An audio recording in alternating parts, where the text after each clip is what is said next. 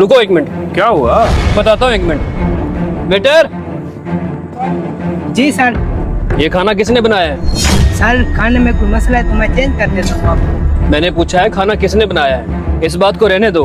तुम जाओ उसको बुला के ले आओ जरा। अच्छा सर, जैसे आपकी मर्जी, मैं अभी बुला के ले आता हूँ। यार कुछ बताओगे क्या हुआ है? एक मिनट ठहर जाओ, बताता हूँ। उसको जरा आ लेने दो तुम।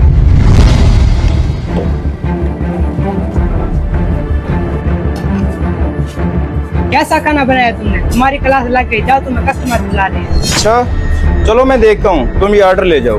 ठीक है।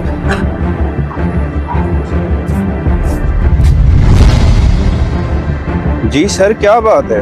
अच्छा, तो तुमने बनाया ये खाना? ऐसे बनाते हैं खाना? यार क्या खाना बनाया तुमने, कसम से बहुत लजीज है। सर आपने तो